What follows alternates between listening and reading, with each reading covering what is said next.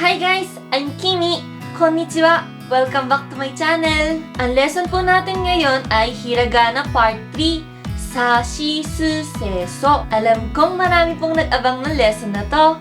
Bago po muna tayo mag-start, magpapasalamat po ako sa mga sumagot sa Facebook kung ilan ang gustong pag-aralan ngayon na Hiragana gamit ang Sashi Su Seso. Sa mga hindi po nakasali, next time gagawa na naman po ulit ako ng mga questionnaire sa Facebook, kaya follow niyo po ako sa Facebook. Mas marami pong sumagot na 20 ang gusto, kaya 20 na salita po ang pag-aaralan natin ngayon gamit ang Sashi Su Seso. Sa mga hirap po magtanda ng Japanese, huwag po kayong mag-alala. Natural lang po yan, mahihirapan kayo. Sa mga mabilis magtanda, naku, ang galing nyo. Pero sa mga hirap din magtanda, magaling din po kayo. Wala pong hindi magaling dito. Nasa tao lang po yan talaga yung sa pagtatanda. May mabagal at may mabilis. Wala pong problema yan. Matututo po kayong lahat. Tiyaga lang po talaga sa Japanese, kaya huwag kayong mag-alala. Sa mga hirap po magtanda, nandito lang naman po itong video ko, kaya panoodin nyo na lang po, paulit-ulit nyo na lang po panoorin. Daijoubu dayo. Zettai dekiru. Daijoubu dayo sa Japanese is huwag ka mag-alala. It's okay. Ganun. Tapos, zettai dekiru yo.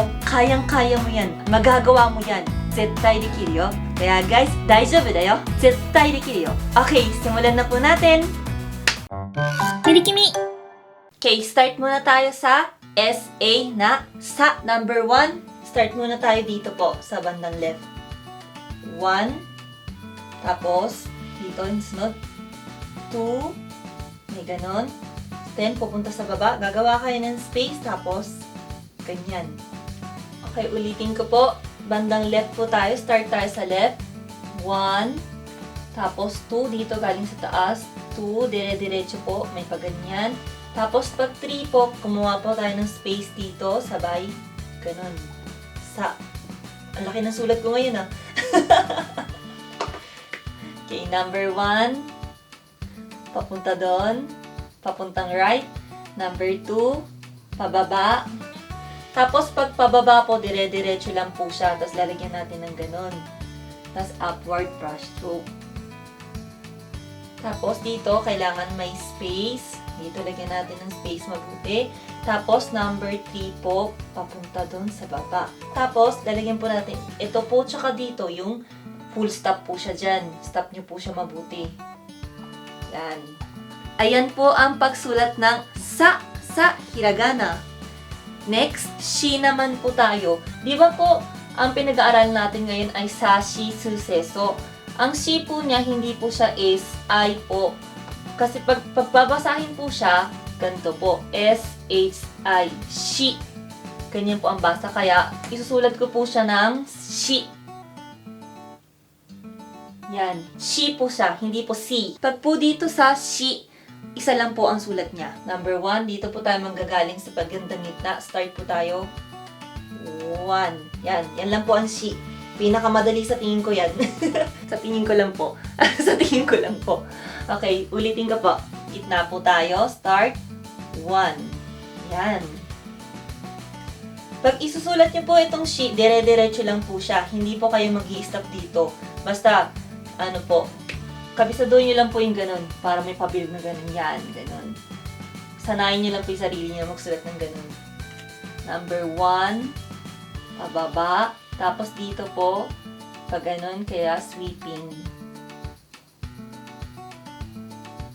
Yan. Ganyan po ang pagsulat ng shi sa hiragana. Next, su naman po tayo. Ito medyo mahirap po. Number 1, galing po tayo ulit dito sa left. 1, pag ganun. Tapos, dito po tayo ulit manggagaling sa taas. 2. Ito po, medyo mahirapan kayo dito. Baba.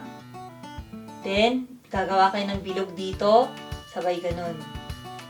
Ayan po ang su sa hiragana. Ulitin ko po. Number 1, papunta sa right.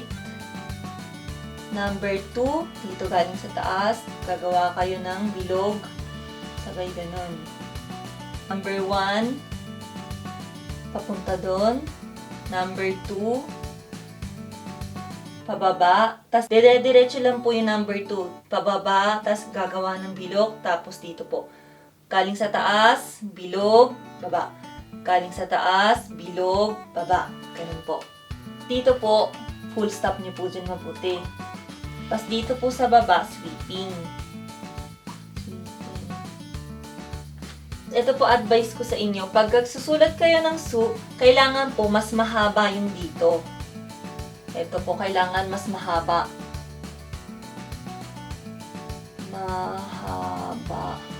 Mas mahaba po dapat yung dito kaysa dito. Pag magsusulat kayo, tandaan niyo po yan.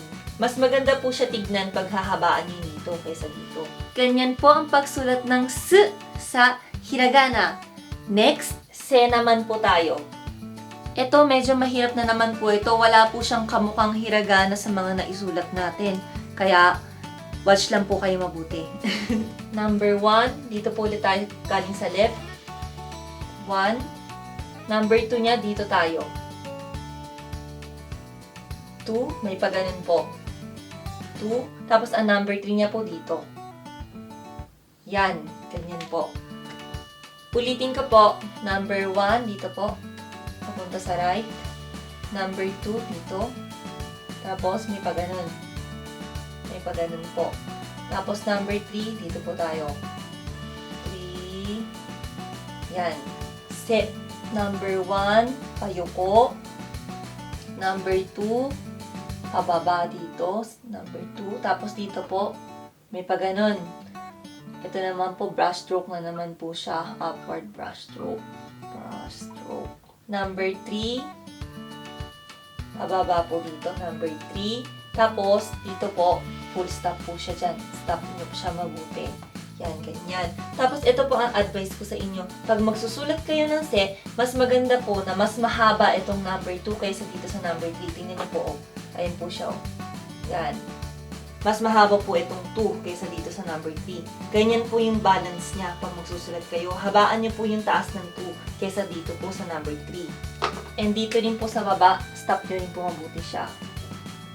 At pareho din po dito, mas maganda po na mas mahaba po itong dito sa taas ng number 1 kaysa dito sa number 3. Ayan po. Ayan, ganyan siya. Mas maganda, mas mahaba po itong taas kaysa dito. Ayan po ang pagsulat ng se sa hiragana. Last na po yung next. Last po natin ay so. Itong so, isang sulatan lang po siya, kaso nga lang medyo mahirap po siya. Basta nood lang po kayo mabuti. Dito po tayo mag-i-start sa left. 1. Yan, ganyan po. May ganun siya, parang Z siya sa taas o ganun. Para may Z siya sa taas. Ulitin ko po. 1. Yan. 1 lang po siya.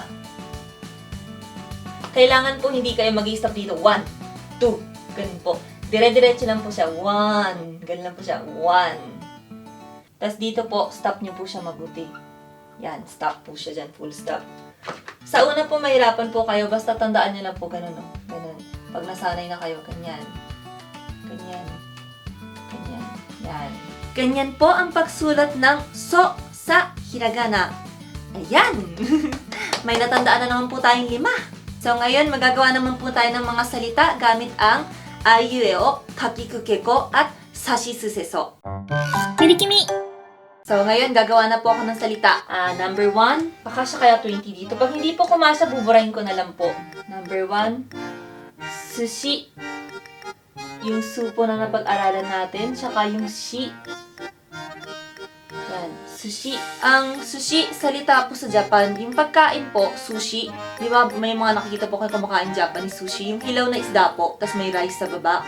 Sushi po tawag dun. Japanese po kasi siya, kaya sushi. Yan. Tapos dito sa sushi, pwede po din natin sasabihin na hindi lang sushi o sushi. Pwede natin siya lagyan ng o, parang ganito po. Yan, o. Yan. Kahit ano po, pwede niyo pong gamitin yan. Kung ano po gusto niyo, o sushi or sushi. Pag medyo polite po, sasabihin po natin siya na o sushi. Pag mga kaibigan natin, kunyari, sushi tabetai. Tabetai po sa Japanese, gusto kong kumain. Kaya, sushi tabetai or kaya, pag gumagalang ka, polite po, o sushi ga tabetai desu. O sushi ga tabetai. Okay, next. Osu naman po. Gagamitin natin yung o sa hiragana na o. O, tapos, su. Yan, osu. Sa English po ay push. Hindi lang po siya push. pwede din po natin siyang gamitin na pag sa animals po kasi, yung gender po ng animals, di ba may boy tsaka may girl, boy siya or girl siya, ganun. Ang tawag po sa Japanese pag animals, pag babae at lalaki, osu pag lalaki. Pag babae naman po ay mesu. Kaya gagamitin natin itong osu pag lalaki. Boy, pag animals po siya. Ginagamit siya sa animals. Pero hindi naman po porket sa animals lang po. Ang mga lalaki din minsan sinasabi, ore osu, ganun. Pag sinasabi, parang, pero hindi pa masyadong sinasabi. May mga salita rin po kami sinasabi ng mga lalaki, ore osu dakara, ganun. Osu, ore osu, ganun. Kaya parang mahirap po siya i-explain kung paano siya gamitin eh. Basta, pwede rin po siyang gamitin ng mga lalaki na sinasabi ko. Pero, wag niyo po siyang gagamitin sa mga pag-polite, ganun pa. Pag sa mga kaibigan niyo talagang matalik close kayo, okay lang na gamitin niyo ore osu dakara, ganun. Parang ano po siya eh. Hindi po siya yung casual. Parang ano siya. Kunyari, salita ore osu dakara onna ga suki. Ako ay lalaki kaya gusto ko ng babae. Mga ganun. Mahilig ako sa babae. Ore osu dakara. Sa animals na boy po yung osu. Pero sa mga tao, pwede niyo siyang gamitin sa mga kaibigan niyo, sa close friends niyo. Pero wag niyo siyang gagamitin sa mas matatanda sa inyo. Yung osu na salita. At saka po, ang osu, ano din po siya? Vinegar. Sa Japanese. Yan. Vinegar. Sa Japanese po yung vinegar, pwede natin siya tanggalin tong o. Gawin lang po natin siyang su. Vinegar na po ibig sabihin yan. Pwede rin pong osu. Kahit saan po sa dalawa, okay lang po. Vinegar po siya. Next naman po, suso. Gagamitin po natin yung su, tsaka so. Suso. Sa English po ay hem. Yung pag ano po, yung sa damit po, ito. Yung sa ganito. Suso. Yung mga ganito. Hindi ko po alam sa Tagalog eh. Ito po, yung dito. Yung tinatawag po dito, yung mga ganito. Suso po tawag dito. Suso. Next, 3 letra naman po. Gamitin po natin yung se. Tapos, ka. Yung kakikuke ko no ka. Tapos, ai na i. Yan. Sekai. Mundo po. Yan, mundo. Word. Word po siya. Word. Mundo po. Sekai. Sa Japanese po ay sekai. Mundo. Sekai. Next naman po, gagamitin natin tong se, tsaka ki. Seki. Yung ganun. Ubo. Ka. Yan. Ubo po siya. Next, 3 letra po siya ulit. Gagamitin natin ulit tong se. Se. Tapos, kakikuke. Ko. Yung ko. Tapos, yung i. Sekoi. Sa English po ay stingy. Ano po? Madaya. Madayang tao. Pag kunyari, tao po sa Japanese ay hito. Kaya pag kunyari stingy, sekoi hito. Kaya pwede mo sabihin, anata sa Japanese, ikaw, anata sekoi. Ibig sabihin, madaya ka. Ganun. Anata sekoi. Sekoi hito. Ganun po ang paggamit niyan.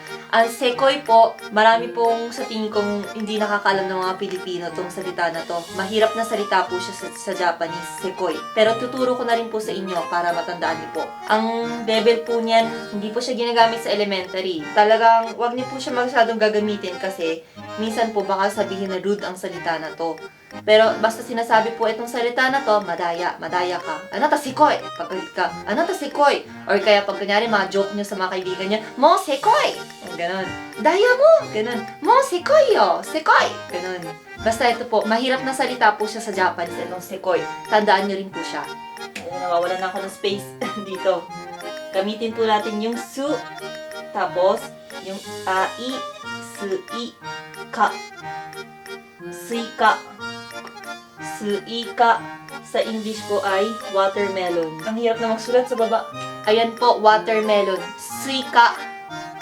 Suika. Magsusulat pa po ako dito. Ulitin ko po. Sushi or kaya osushi. Tapos, ang push, boy, tsaka vinegar, osu. Osu.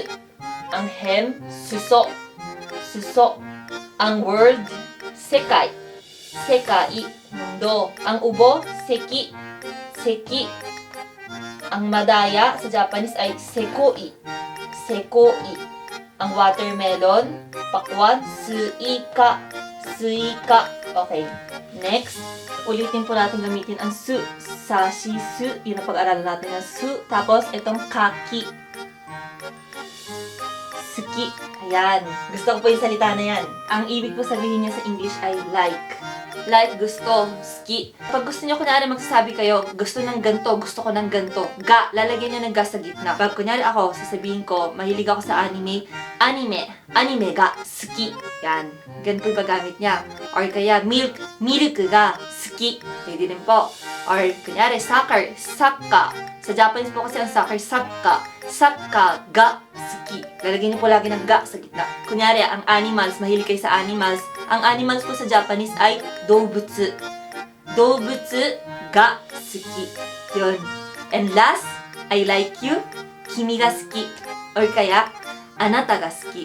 Minsan hindi kayo nakakarinig sa anime or kaya sa drama ng Japanese ay kimi ga suki desu. Suki desu. Parang ganun. Suki desu. I like you. Basta yung mga suki, ginagamit po siya sa mga like. Pwede din po sa I like you, anata ga suki. Pwede din po basta sa mga gamit, kung ano may mga gusto kayo, hilig kayo. Basta pag narinig niyo po na suki, sinasabi niya na like po, ibig sabihin yan. Next, 3 letra po siya. Gagamitin natin tong ki. At napag-aralan natin se. At ki ulit. Kiseki. Yan, ang ganda rin po ng salita na yun sa Japanese. Ibig po sabihin yan ay miracle. Milagro. Yan, miracle. Kiseki. Okay, 10 na po. Buburahin ko na po ito after nito.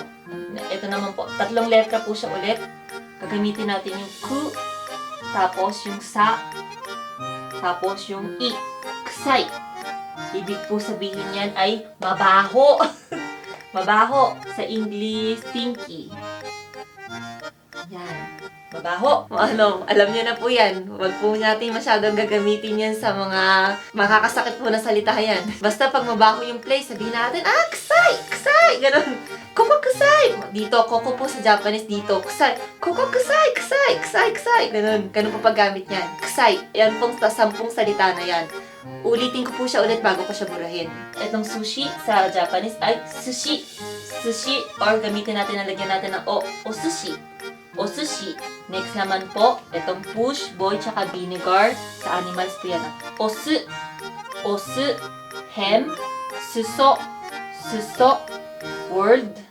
Sekai. Sekai. Ka. Ubo. Seki. Seki. Stingy. Sekoi. Sekoi. Watermelon. Suika. Suika. Like. Suki. Suki. Miracle. Kiseki. Kiseki. Stinky. Mabaho. Kusai. Kusai. Ayan po. Alam niyo po, paborito ko po itong suki tsaka kiseki. Ito, ang ganda ng salita na yan. Light tsaka miracle. Tandaan po natin siya. Okay, buburahin ko na po siya. Bye-bye! Next naman po, number 1. Kesu. Tamang-tama. Yung kakikuke na ke, tsaka su. Na po napag-aral natin. Kesu. Ibig po sabihin yan, itong ginawa ko. Erase. Ginura. Erase. Erase bunara. Kaya ito, buburahin. Kesu. Yan po yung gagamit niya sa Japanese. Kesu. Next, yung kakikuke ko na ka, at saka ko. Ay, wala pong sasisuseso to ah. Pero hindi, tandaan na rin po. Kako, ibig po sabihin yan ay past. Past po siya, yung mga nakaraan na. Kako. Tapos next, ushi. Yung u, a, i, u, tsaka yung shi. Ibig po sabihin yan ay cow. Yan. Ushi. Tapos, next po ay ashi. Yung a, i, u, e, o, tsaka yung shi. Ibig po sabihin yan ay foot. Yan. Foot. Paa. Tapos, next po, 3 letra naman po siya. Osoy.